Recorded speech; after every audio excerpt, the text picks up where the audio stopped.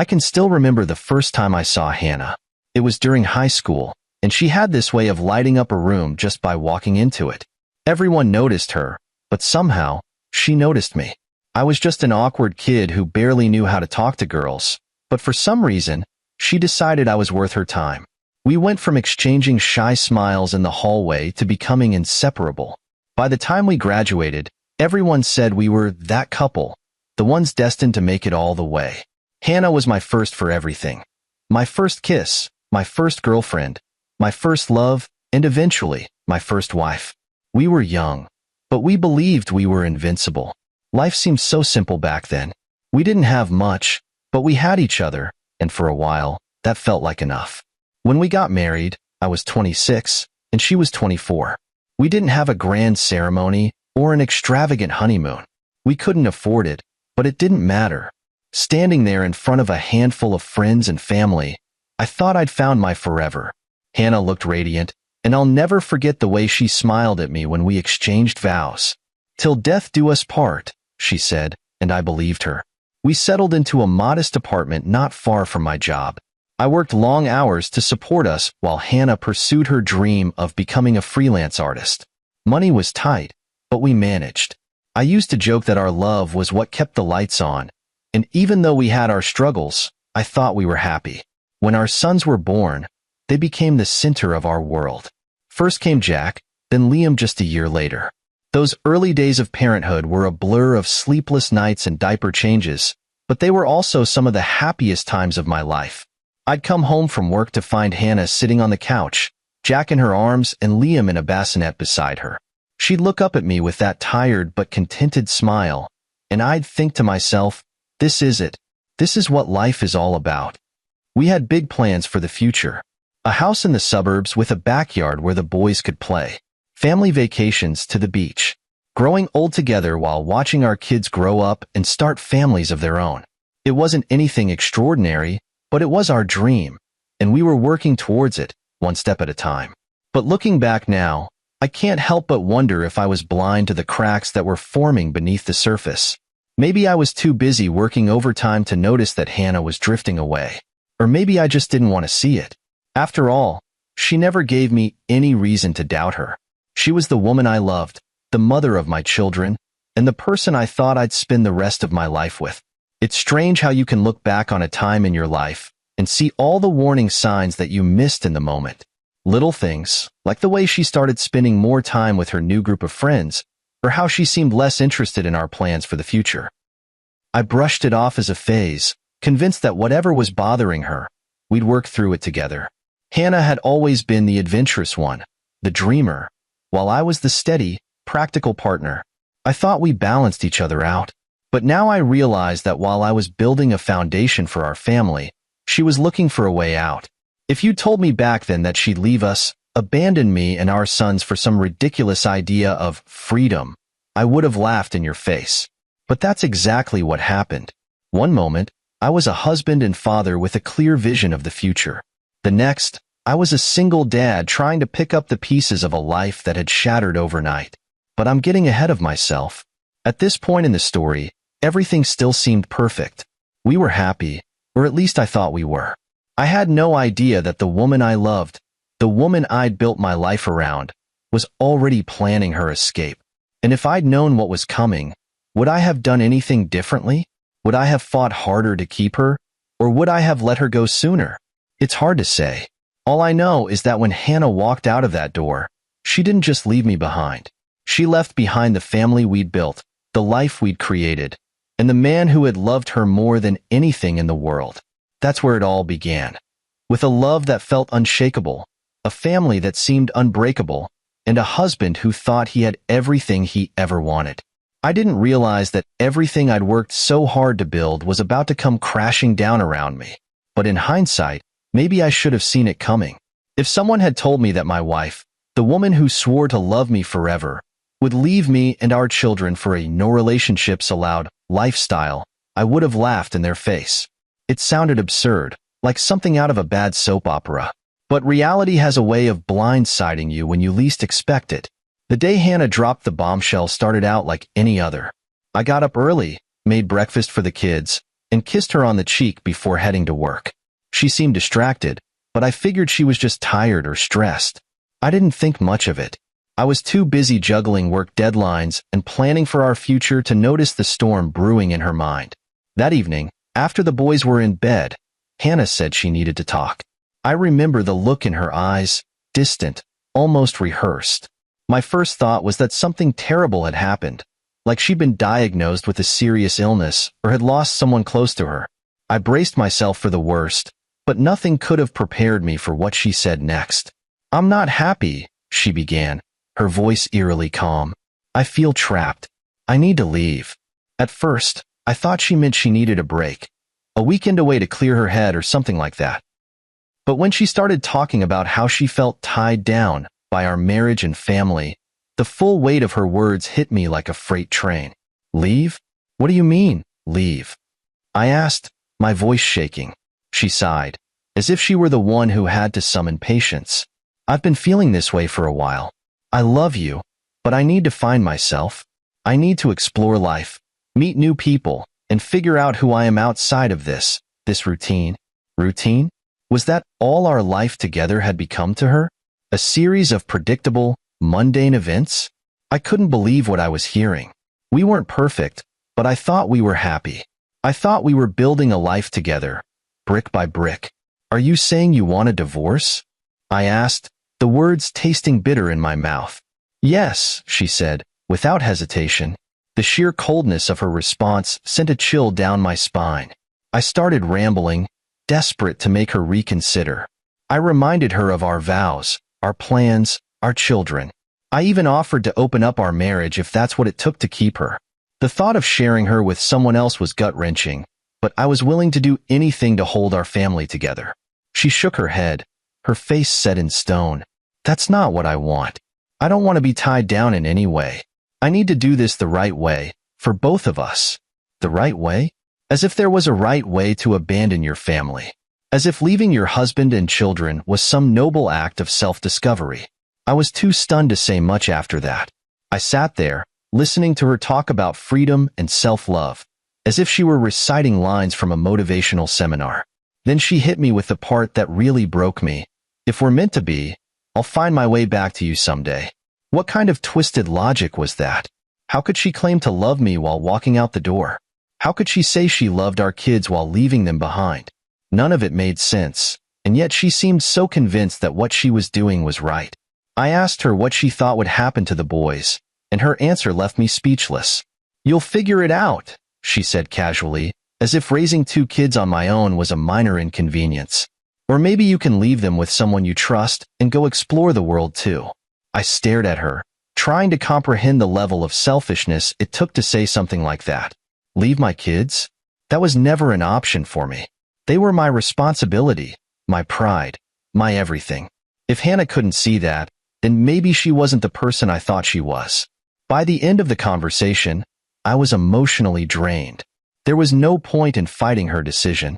She'd already made up her mind, and nothing I said was going to change it. She packed her bags and walked out the door that night, leaving me alone in the living room with tears streaming down my face.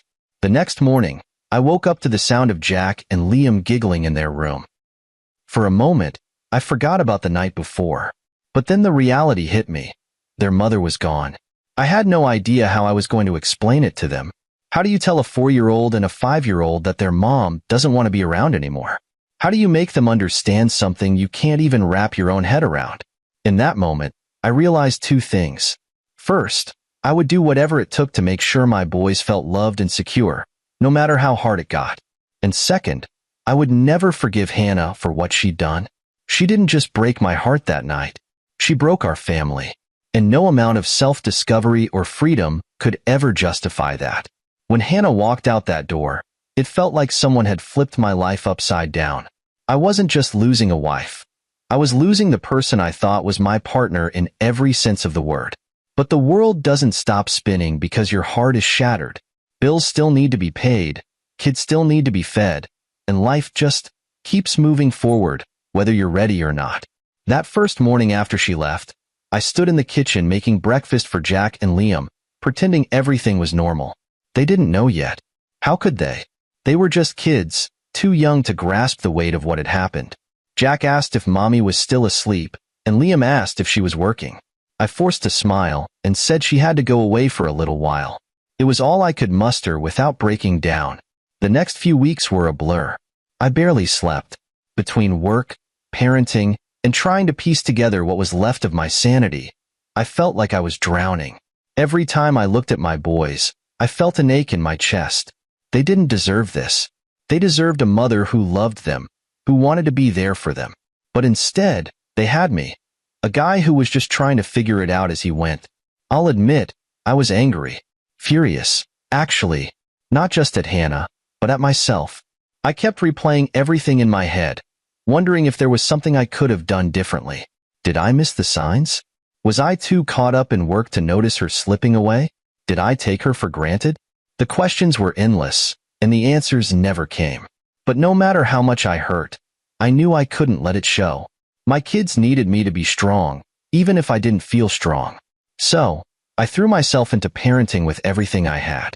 I learned how to braid hair when Liam wanted his action figures to have fancy hairstyles. I became a pro at bedtime stories, complete with funny voices for every character. I even managed to turn grocery shopping into a game, just to keep them entertained. Work became my refuge. It was the one place where I could focus on something other than the mess my personal life had become. But even there, I felt the weight of Hannah's absence. I'd hear my coworkers talking about their families, their plans for the weekend, and it would hit me all over again. My family wasn't whole anymore. My boys would never have the life I'd envisioned for them, and that realization cut deeper than I thought possible. My parents stepped up in a way I'll never forget. They took turns helping with the boys when I had late meetings, or just needed a moment to breathe. My dad, who wasn't exactly the hands-on type when I was a kid, became a doting grandfather practically overnight. He'd sit on the floor with Jack and Liam, building Lego towers and pretending to be a giant stomping through their creations. My mom, on the other hand, made it her mission to make sure I was eating properly.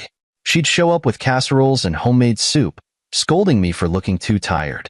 Even Hannah's parents, as ashamed as they were of what she'd done, tried to help in their own way. They offered financial support, paying for things like school supplies and extracurricular activities. It was their way of making up for their daughter's absence, and while I appreciated it, it didn't change the fact that their money couldn't fill the void she left behind. I'd hear bits and pieces about Hannah through mutual acquaintances. She was traveling the world, posting pictures of herself on pristine beaches and in bustling cities. She looked happy, carefree, like she didn't have a care in the world. It made me sick to my stomach. How could she just walk away from us and act like none of it mattered? How could she leave behind 2 little boys who adored her, just to chase some idea of freedom? Despite everything, I made sure not to badmouth her in front of Jack and Liam. They didn't need to hear how angry I was, or how much she'd hurt me. They were already dealing with enough. Instead, I focused on creating a stable, loving environment for them. I wanted them to know that no matter what, I was there for them. I wouldn't leave, not ever. Over time, we found a new rhythm. It wasn't easy, but it was ours. The boys adjusted better than I expected, though there were moments when they'd ask about Hannah, and I'd have to fight back the lump in my throat as I answered. "Mommy loves you," I'd say, even though I wasn't sure if it was true. It was what they needed to hear, and that was all that mattered. As the years passed, I started to rebuild. I worked harder at my job and eventually earned a promotion that came with a pay raise. We stayed in the same apartment because it was home, and moving felt like too big of a change. Besides, the boys loved it there. They had their routines, their favorite parks, their friends in the building. I couldn't take that away from them, not after everything they'd already lost. Looking back now, I realized those years after Hannah left were some of the hardest of my life. But they were also the years that shaped me into the man I am today. I learned how to be both a father and a mother, how to balance work and parenting, and how to find joy in the little moments that made life worth living. Hannah might have left us, but she didn't break us. If anything, she made us stronger. We didn't just survive without her, we thrived. And for that, I'll always be proud. I spent months wondering how Hannah could do it, how she could leave us without looking back. Every time I thought I had a handle on the situation, a fresh wave of questions would hit me. What had made her change so drastically? Was it something I'd done? Something I hadn't done? It felt like trying to solve a puzzle when half the pieces were missing. The official story was that she left to find herself. That's what she told me, and that's what I repeated to anyone who asked. But something about it never sat right with me. It felt too rehearsed, too neatly packaged for such a messy situation. Still, I didn't have the energy to dig deeper. I had 2 boys to raise and a life to rebuild. That all changed about 2 months after the divorce was finalized. One evening, my phone buzzed with a text from Rachel, one of our mutual friends. "Can we talk?" she wrote. I hadn't heard much from her since everything went down, so her message caught me off guard. When we met up the next day, Rachel looked nervous, like she was about to drop a bomb on me. And she did. "I think I know why Hannah left," she said, her voice barely above a whisper. Rachel's cousin was part of the friend group that Hannah had recently fallen in with. A group of people who, according to Rachel, had some unconventional beliefs about relationships.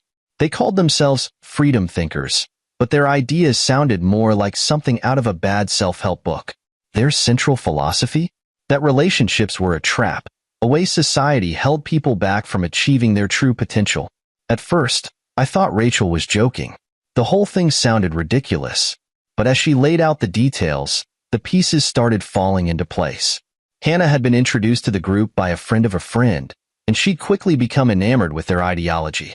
They preached about living untethered, pursuing personal growth, and rejecting the shackles of marriage and parenthood. They convinced her that leaving you and the boys was an act of bravery, Rachel said, her voice heavy with disbelief. They made her believe she was doing something noble. I felt like the floor had been ripped out from under me. All this time, I'd blamed myself, wondering if I'd failed her in some way. But it wasn't me. It was this ridiculous group and their toxic ideas. They'd filled her head with lies, made her think abandoning her family was some kind of grand, courageous act. Rachel's cousin had been at a gathering where one of the group members bragged about converting Hannah. They treated it like a victory, a notch on their belt. According to Rachel, the guy even joked about how easy it had been to convince her to leave. Hearing all of this made my blood boil.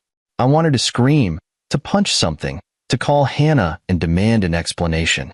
But what would be the point? She'd made her choice, and nothing I said was going to change that. Instead, I thanked Rachel for telling me the truth. It didn't make the situation any easier, but at least now I had some clarity. At least now I could stop blaming myself. Still, the anger didn't go away. If anything, it grew stronger. Every time I thought about those people sitting around, patting themselves on the back for destroying my family, it felt like my chest was on fire. They didn't know the damage they'd caused. They didn't know the nights I spent lying awake, wondering how I was going to raise 2 boys on my own. But more than that, I was angry at Hannah. Not just for leaving, but for letting herself be manipulated. She was smarter than that. Or at least, I thought she was. How could she not see through their nonsense? How could she let them convince her to throw away everything we'd built together? I tried to push the anger aside, but it lingered in the background, like a low hum I couldn't escape. Every time I looked at Jack and Liam, it was there, reminding me of what she'd done. They deserved better. We all did. The hardest part was knowing that I couldn't shield them from the truth forever. Someday, they'd ask me why their mom left, and I'd have to figure out how to explain it without making them feel like they weren't enough. How do you tell a child that their mother chose herself over them? That she bought into some ridiculous ideology that painted her family as a burden? For now, I focused on the things I could control. I worked harder at my job, spent more time with my boys, and leaned on my parents for support. I told myself that we didn't need her, that we were better off without her. And in some ways we were. But the truth was, her absence left a hole that couldn't be filled. No matter how much love I poured into my sons, I couldn't be their mother. I could only do my best to make sure they felt safe and supported, even as I silently raged against the woman who'd walked away from them. In the end, learning the truth didn't bring me peace. If anything, it made the situation even harder to accept. But it also gave me clarity. It showed me who Hannah had become, and it made one thing abundantly clear. She wasn't the person I thought I married. And she wasn't coming back. Not really.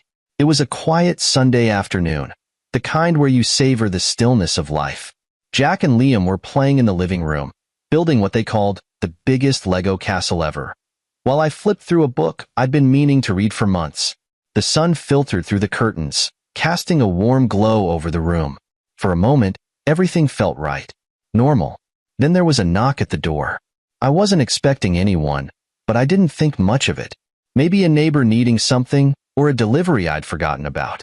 I opened the door without a second thought, and there she was. Hannah. At first, I didn't recognize her. She looked different. Older, somehow, though not in the way you'd expect. It was like the sparkle she used to have, the energy that made her stand out in a crowd, was gone. She stood there holding a massive bouquet of red roses, her eyes brimming with tears, and for a moment, I just stared at her, unable to speak. "Hi," she said, her voice soft, almost trembling. I didn't say anything. I couldn't. My brain was scrambling to process the fact that the woman who had walked out of my life 3 years ago, the woman who had left me to raise our kids alone, was now standing on my doorstep as if she belonged there. When I didn't respond, she tried again. I came to see you. To see the boys." Her words snapped me out of my stupor. Without thinking, I slammed the door shut. Hard. The sound echoed through the hallway, and I swear I felt the floor shake. My hands were trembling as I leaned against the door, my heart pounding in my chest. "Daddy?" Jack's voice called from the living room. "Who was that?" "No one," I said quickly, my voice sharper than I intended. "Stay in the living room, okay?" I turned back to the door, half expecting her to have left, but instead, I heard her voice through the wood. "Please let me in. I just want to talk." Talk? She wanted to talk? After 3 years of radio silence, after 3 years of leaving me to pick up the pieces, she thought she could just waltz back into our lives and talk? The audacity was almost laughable. "I know you're angry," she continued, her voice breaking. "I know I hurt you, but I'm here to make things right. Please, just give me a chance." Her words sent a fresh wave of rage coursing through me. She wanted a chance? A chance to do what? Pretend the past 3 years hadn't happened? Pretend she hadn't abandoned her children? I opened the door just enough to glare at her. "Go away, Hannah," I said, my voice cold and steady. "You don't belong here." Tears spilled down her cheeks, but I didn't care. She cried when she left, too. Tears didn't mean anything when the actions behind them were so cruel. "I've changed," she said, desperation creeping into her voice. "I've realized how much I've missed, how much I've lost. Please, let me come back. For the boys. For us." I almost laughed. "For the boys?" I repeated, my voice dripping with sarcasm. "You mean the boys you left behind without a second thought? The boys you haven't seen or spoken to in 3 years?" Her face crumpled, but I didn't let up. "You don't get to just show up here and play the part of the loving mother. You made your choice, Hannah. You walked out. Now live with it." She started to say something, but I slammed the door shut again, cutting her off. My hands were still shaking as I turned the lock, leaning my forehead against the wood. I could hear her muffled voice on the other side, pleading with me to let her in, but I didn't move. I stayed there until her voice faded, and when I finally looked through the peephole, she was gone. I went back to the living room, forcing a smile as I joined Jack and Liam on the floor. "What are we building here, boys?" I asked, trying to sound cheerful. "A castle," Jack said, holding up a piece of Lego triumphantly. "A huge castle," Liam added, his face beaming with pride. I sat down with them, doing my best to focus on their joy and ignore the whirlwind of emotions swirling inside me. But even as I helped them piece together their Lego masterpiece, I couldn't stop thinking about Hannah. Why now? What had changed? And, more importantly, what did she really want? That night, after I'd put the boys to bed, I sat alone in the living room, staring at the door as if she might walk through it again. Part of me hoped she wouldn't. Another part of me wanted answers. But most of all, I felt something I hadn't let myself feel in years. Fear. Fear that she would try to worm her way back into our lives. Fear that she would hurt my boys the way she'd hurt me. I didn't know what her next move would be, but I knew one thing for sure. I wasn't going to make it easy for her. She didn't deserve easy. Not after what she'd done. I couldn't shake the feeling that something wasn't adding up. Hannah's sudden reappearance wasn't just surprising. It was suspicious. After 3 years of complete silence, she didn't just show up out of the blue because she missed us. No, there had to be more to it, and I was determined to find out. The very next day, I got my answer in the most unexpected way. My phone buzzed, and when I saw Rachel's name on the screen, my stomach twisted. Rachel had always been a straight shooter, the kind of friend who didn't sugarcoat anything. If she was calling, it meant she had news, probably the kind I didn't want to hear. "Hey," she said when I answered, her tone a mix of urgency and unease. "I heard about Hannah showing up yesterday." Of course, she'd heard. Rachel had a knack for knowing everything before anyone else did. "Yeah, she was here," I said, trying to sound indifferent. "What's going on?" Rachel hesitated, which wasn't like her. "Look, I wasn't going to get involved, but my cousin told me something you need to know. It's about Hannah." That got my attention. Her cousin was part of the same toxic friend group that had convinced Hannah to leave us in the first place. Over the years, he'd fed Rachel bits and pieces about what they were up to, and Rachel had always passed the information along to me. "What is it?"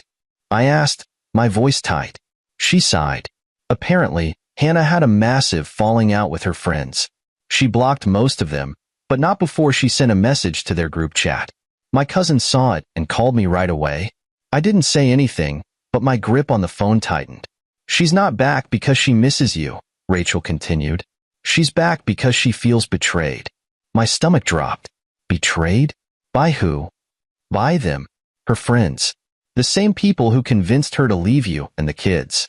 According to Rachel, the group had slowly started abandoning their no relationships philosophy over the past couple of years. One by one, they got into relationships, some even getting married or engaged. Hannah was the last holdout, clinging to the ideology they'd sold her on. She called them hypocrites, Rachel said. She said they lied to her, made her give up her family for nothing. And now that they're all moving on with their lives, she feels like she's the only one left behind. I couldn't believe what I was hearing. All this time, I'd thought Hannah had left because she truly believed in their so-called philosophy. But now it turned out she'd been nothing more than a pawn in their game. She said she wants her old life back, Rachel added, her voice soft. She told them she was going to try to make things right with you and the boys. I felt a surge of anger so intense it made my head spin. Hannah wasn't back because she'd realized her mistake. She wasn't back because she loved us or missed us. She was back because her new life had fallen apart, and she had nowhere else to go. "She's only here because her friends turned their backs on her," I said bitterly. Rachel didn't deny it. "I'm sorry," she said. "I thought you should know."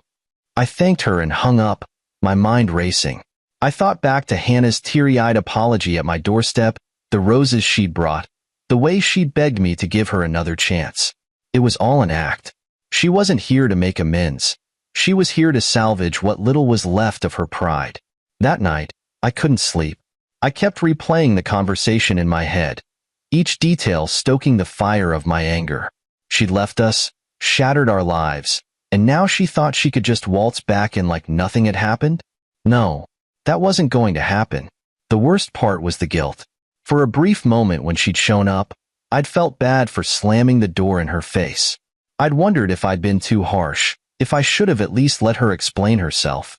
But now I knew the truth, and the guilt was gone, replaced by a burning determination to protect my boys from her selfishness. Hannah had made her choice. She'd chosen to leave us, to embrace a life of so-called freedom, and now she had to live with the consequences. She didn't get to crawl back to us just because her new friends had moved on without her. By the time morning came, I'd made up my mind. I wasn't going to let her worm her way back into our lives. Not now, not ever. My boys deserved better than that. I deserved better than that. And if she thought for 1 second that I'd forgive her, she was about to find out just how wrong she was. When the truth about Hannah's return sunk in, something inside me shifted. It wasn't just the anger. I'd been angry for years. This was different. It was clarity. A cold, sharp realization that I couldn't just send her away and hope she'd disappear for good. She was back, and she wouldn't give up easily. If I didn't handle this right, She could wreak havoc on the life I'd rebuilt, dragging my boys and me through her chaos all over again. I wasn't going to let that happen, but I wasn't about to play the victim either. Hannah had made her move, and now it was my turn. The first step was strategy. I wasn't going to lash out blindly or let my emotions drive me. No, this required precision. I needed to know exactly how far she was willing to go and what leverage she thought she had over me. So, I did something that went against every instinct in my body. I called her. Her voice on the other end of the line was tentative, almost hopeful. "Hi," she said softly, like she thought we were about to have a heartfelt reunion. "Let's talk," I said, keeping my tone flat. "Tomorrow, at the cafe near the park. Noon." "Really?" Her voice lit up, and I could hear the faintest tremor of relief. "Thank you, It's not what you think," I interrupted. "This is about the boys, nothing else. Don't read into it." The silence on her end was palpable, but eventually, she agreed. The next day, I arrived early and picked a table in the back corner where we wouldn't be overheard. When Hannah walked in, she looked nervous but determined, clutching a small notebook like it contained her master plan. She sat down across from me, and for a moment, neither of us spoke. "Thanks for meeting me," she finally said, her voice hesitant. I nodded, not bothering with pleasantries.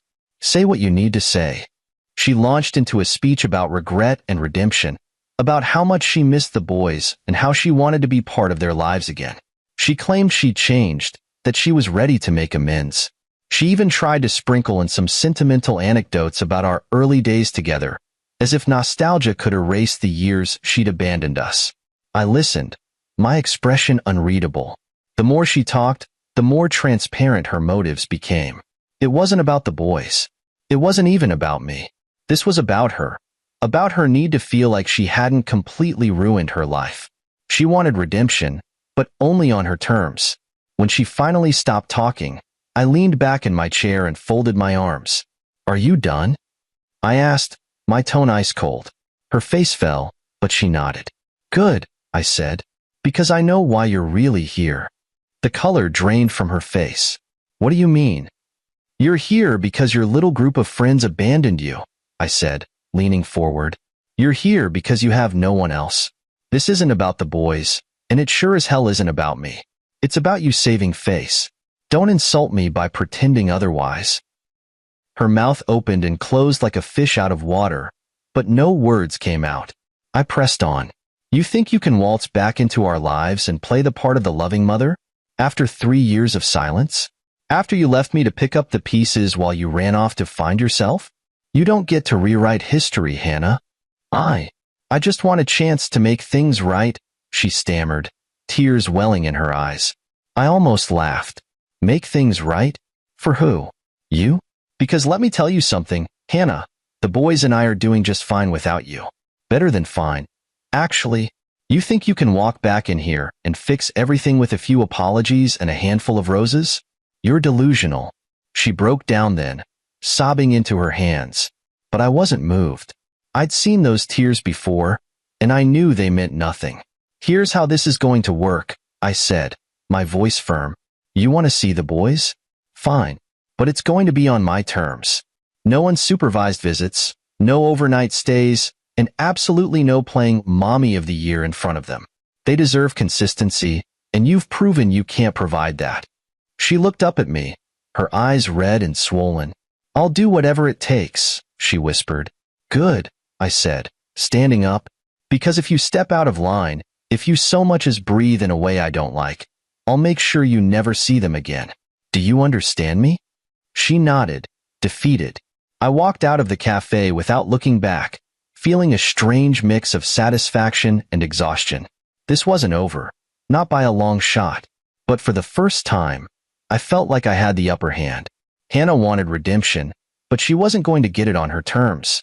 If she wanted to be part of our lives, she was going to have to earn it. And even then, I wasn't sure I'd ever let her fully back in. She'd taken everything from me once, and I wasn't about to let it happen again. This time, I was in control, and I was ready for whatever came next. Hannah didn't take long to test my patience. For someone who claimed to be desperate to make things right, She had an uncanny ability to overstep boundaries almost immediately. After our meeting at the cafe, I thought she might actually heed my warnings, but within a week, she proved me wrong. It started with a call, late at night, long after the boys were asleep. I answered, already annoyed, because there's no reason for anyone to call at that hour unless it's an emergency. "What do you want, Hannah?" I said, my tone clipped. "I just wanted to hear their voices," she replied, her voice trembling as if that would soften me. I clenched my jaw. "It's 10:30. They're asleep. You don't get to disrupt their routine just because you suddenly remembered you have kids." "But I miss them," she said, her voice breaking. I took a deep breath, trying to keep my composure. "Hannah, this isn't about you. It's about them. And what they need is stability. If you can't respect that, then this arrangement isn't going to work." She was silent for a moment, but I could hear her breathing, shaky and uneven.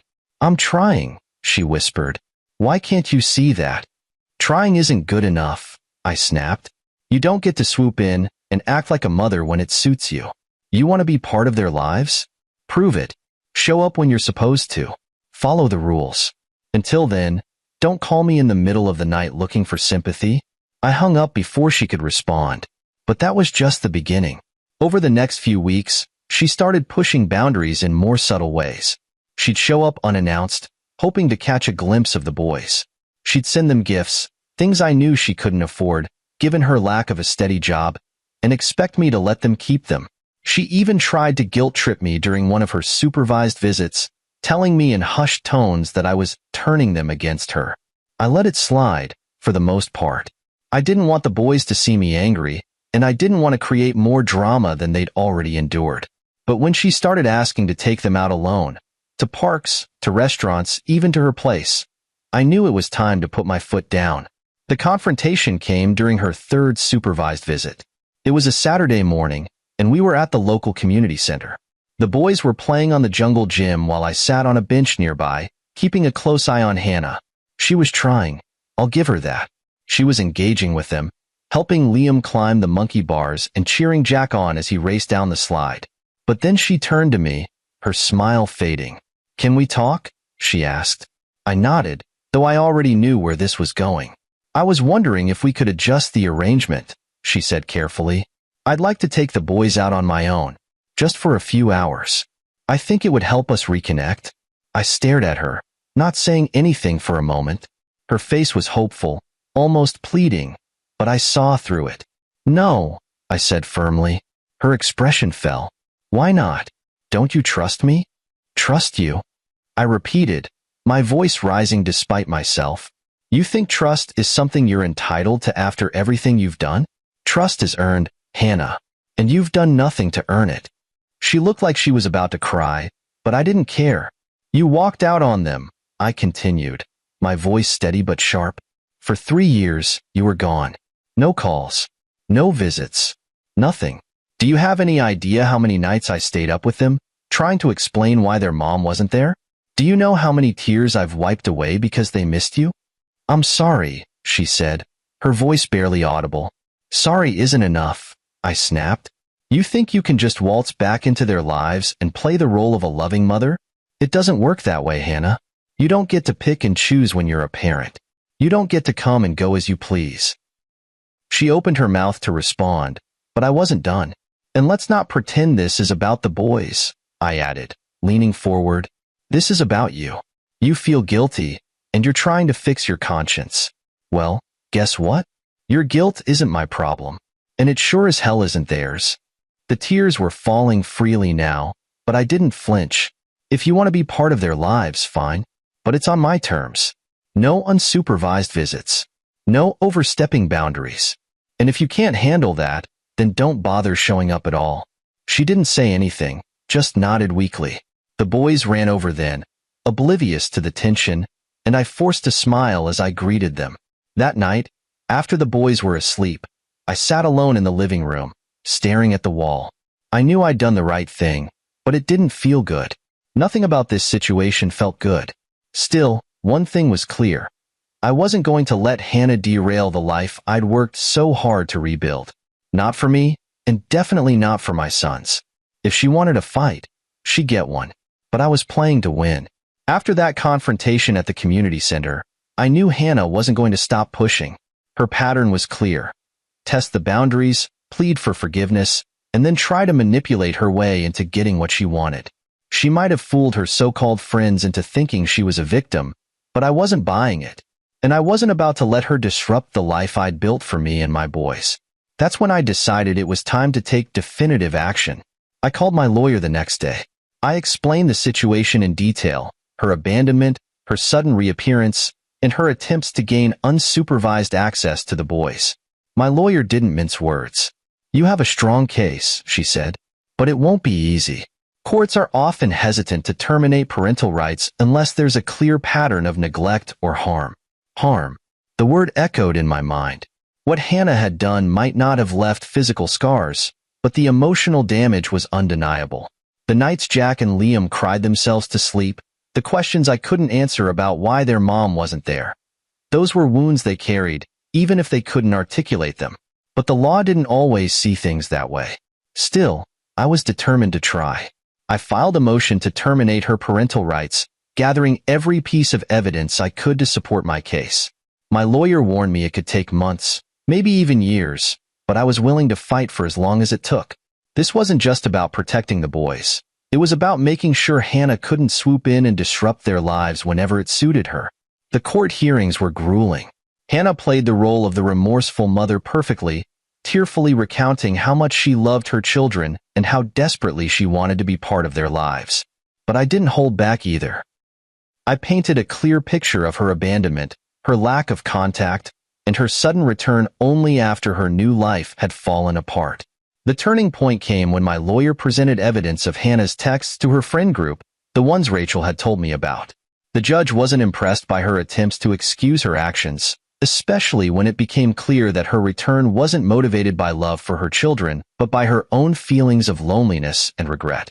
In the end, the court didn't grant full termination of her parental rights, but they did impose strict conditions. Hannah was allowed supervised visitation only, with no overnights and no unsupervised time with the boys. She was also required to attend parenting classes and prove she could be consistent before any changes to the arrangement would be considered. It wasn't the total victory I'd hoped for, but it was enough. It gave me control over the situation and ensured that she couldn't disrupt our lives on a whim. After the final hearing, Hannah approached me in the courthouse hallway. She looked defeated. Her shoulders slumped and her eyes red from crying. "Can we talk?" she asked softly. I didn't want to, but I nodded, if only to get it over with. She started apologizing again, saying all the things I'd heard before. How sorry she was, how much she regretted her choices, how she just wanted to make things right. But this time, I didn't hold back. "You don't get it, do you?" I said, my voice low but firm. "You don't get to play the victim here. You left. You walked out on me and the boys because you thought your new life would be better. And now that it's all fallen apart, you think you can just come back and pick up where you left off? It doesn't work that way, Hannah." She started to protest, but I cut her off. "You made your choice, and we've been living with it for 3 years. Do you have any idea how hard it was to explain to Jack and Liam why their mom wasn't there? To watch them cry and wonder if it was their fault? You don't just get to show up now and pretend none of that happened." Tears streamed down her face, but I didn't feel an ounce of sympathy. I was too tired of her games, too tired of the damage she'd caused. "If you want to be in their lives, fine," I continued. "But it's going to be on my terms. You're not their mom anymore, not in the way that matters. You're just someone who left and decided to come back when it was convenient for you." With that, I walked away. For the first time since she'd returned, I felt a sense of closure. Not because I forgave her. There was nothing to forgive. But because I finally said everything I'd been holding inside for years. In the weeks that followed, things settled back into a routine. Hannah attended her supervised visits, but she quickly realized that the boys weren't the same little kids she'd left behind. They were polite to her, but distant. They called her Mommy out of habit, but they didn't cling to her the way they used to. They'd grown up without her, and she was more of a stranger to them than a parent. And me? I finally felt free. Free from the weight of her betrayal, free from the anger that had consumed me for so long. My focus was on Jack and Liam, on giving them the stable, loving home they deserved. Hannah might have abandoned us, but she didn't break us. We were stronger than ever, and I wasn't going to let her, or anyone else, take that away. This was our life now, and it was ours to protect, no matter what.